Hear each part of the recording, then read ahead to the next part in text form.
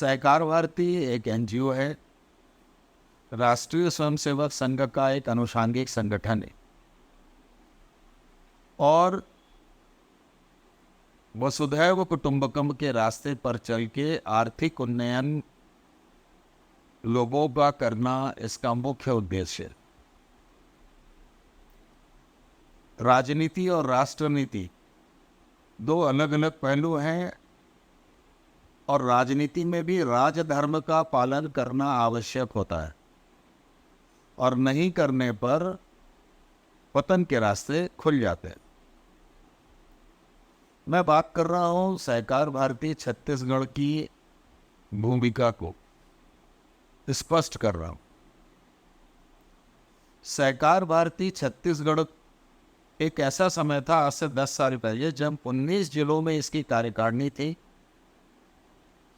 और 12 प्रकोष्ठ का निर्माण हो चुका था। 3 प्रकोष्ठ के राष्ट्रीय अध्यक्ष भी थे और बहुत अच्छा काम चल रहा था। इसको डुबाने में सहकार भारती के जो वरिष्ठ कर्णधार लोग होते हैं उनकी जवाबदेही थी। बिना किसी के संपर्क के अपनी मनमानी करना, किसी गलत काम को जानकारी अगर किसी साधारण कार्यकर्ता ने रख दी तो उसको बर्बाद कर देना। और ये एक बहुत बड़ी बात हो रही है कि कुछ संगठन के ही लोग संगठन को बर्बाद करने में तुले हुए हैं। बड़ा दुर्भाग्य है सहकार भारती का कि पिछले 10 सालों से सहकार भारती का छत्तीसगढ़ इकाई में कोई भी जमीनी स्तर का काम नहीं हुआ है। सिवाय बैठकों में जाना, फोटो खिंचवाना, मंत्रियों को भेजना और सहकारी समाज का जो अखबार है उसमें फोटो भेजना, कुछ भी नहीं। मैं उन जिम्मेदार लोगों से पूछना चाहता हूं जिन्होंने छत्तीसगढ़ सहकार भारती को तोड़ मरोड़ कर रख दिया कि सहकार भारती के द्वारा कितनी सहकारी संस्थाएं बनाई गई, सहकार भारती के द्वारा कितने जमीनी स्तर पर काम किए गए, सहकार भारती के द्वारा कितनी प्रकार की सहकारिताओं में काम किया गया। कहने को तो हम बोलते हैं 55 प्रकार की सहकारिता है, लेकिन सहकारिता के रजिस्ट्रेशन, नियम, अधिनियम, उपनियम के बारे में कितने लोगों को जानकारी है, इसके रजिस्ट्रेशन की प्रक्रिया के बारे में कितने लोगों को जानकारी है, और सहकारी संस्थाएं और राज्य सहकारी शासन में कितनी गड़बड़ियां हैं, इसका लेखा जोखा कौन करेगा। सहकार भारती राज्य सरकार और केंद्र सरकार के सपोर्ट के लिए, सहकारिता के विकास के लिए बना हुआ संगठन है। मैं अगर सिर्फ छत्तीसगढ़ की बात करूं तो राज्य सहकारी संघ नाम के लिए फोटो खिंचवाने के लिए ट्रेनिंग प्रोवाइड करता है। मोदी जी की नैनो दीदी योजना में जो संबंधित कंपनी है जिसको ये काम मिला है, वो अगर कंपनी आती है अपना डेमो देने के लिए तो सहकारी प्रशिक्षण संस्थान के लोग वहाँ पहुँच जाते हैं, राज्य सहकारी संघ के लोग पहुँच जाते हैं, छत्तीसगढ़ भारतीय जनता पार्टी की सहकारिता प्रकोष्ठ के लोग पहुँच जाते हैं। आज छत्तीसगढ़ सरकार बने हुए काफ़ी दिन हो गए, लेकिन सहकारिता में पैक्स के लिए जो चुनाव होना चाहिए उसकी औपचारिकता ही पूरी नहीं हो पा रही है और उसमें अध्यक्ष नॉमिनेट होते हैं। मुख्य बैंक अपेक्स बैंक है, उसके नीचे जिला सहकारी बैंक है। छत्तीसगढ़ में कुल 33 जिले हैं लेकिन 7 बैंक हैं। छत्तीसगढ़ में कुल 33 जिले हैं लेकिन 15 जिला सहकारी संघ हैं।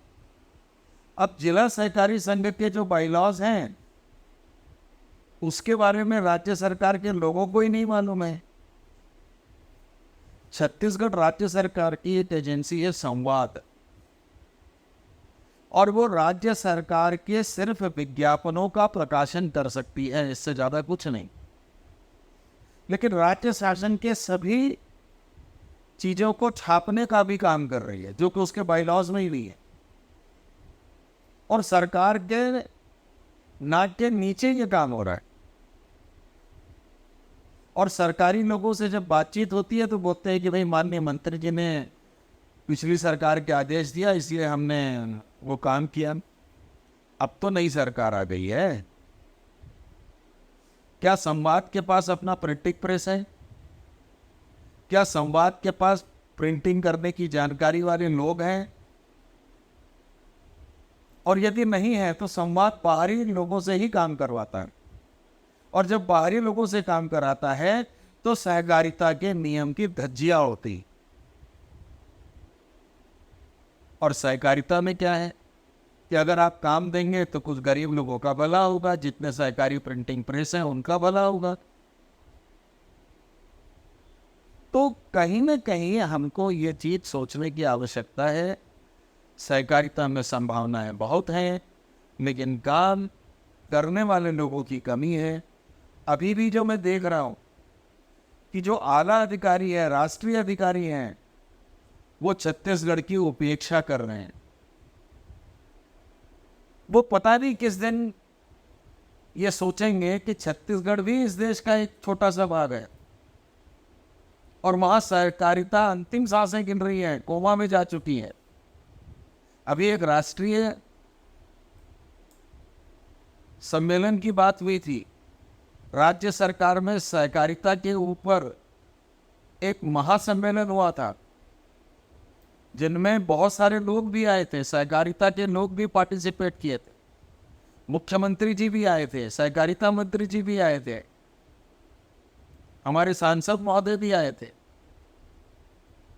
लेकिन किसी भी जिम्मेदार व्यक्ति ने सहकारिता की कमी को उजागर करने के अलावा और सहकारिता में क्या क्या संभावना है उस चीज को करने के अलावा कोई चर्चा नहीं।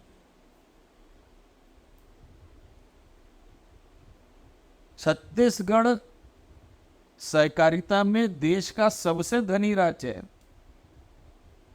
और हो सकता है, तो इसकी उपेक्षा क्यों?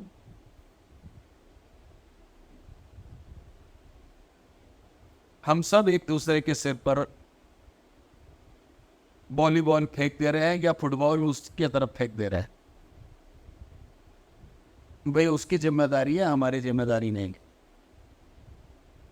देश के प्रत्येक लोगों की राष्ट्र के प्रति जो जिम्मेदारी है उसको निभाना होगा। और मैं वरिष्ठ नागरिकों से भी ये, वरिष्ठ पदाधिकारियों से भी ये निवेदन करूंगा कि राजनीति से उठकर इस कार्य को शीघ्र अपने हाथ में ले और सहकारिता के विकास के लिए काम करें।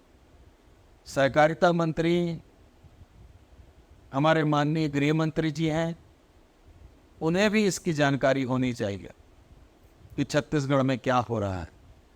छत्तीसगढ़ के वर्तमान मंत्री, जिनको मंत्री बनने के पहले पता ही नहीं था कि कौन मंत्री बनेगा, अब उनकी भाषा, उनकी शैली, उनकी मर्यादा सब बदल चुकी है। एक तरफ हमारे देश के प्रधानमंत्री कहते हैं मैं प्रधान सेवक हूँ, और दूसरी तरफ सरकार के मंत्री ये कहते हैं कि मैं जो कहूँगा वही होगा और दूसरी बात नहीं चलेगी। इसलिए मेरा आग्रह है, इन सब चीज़ों को देखते हुए जनता के चुने हुए लोगों से निवेदन है कि वो सब सहकारिता को प्राथमिकता दें और सहकारिता के मार्ग में चलें, वसुधैव कुटुंबकम के मार्ग में चलें और संयुक्त परिवार के मार्ग में चलें। यही मेरी आपसे अपेक्षा है और यही मेरी आपसे विनती।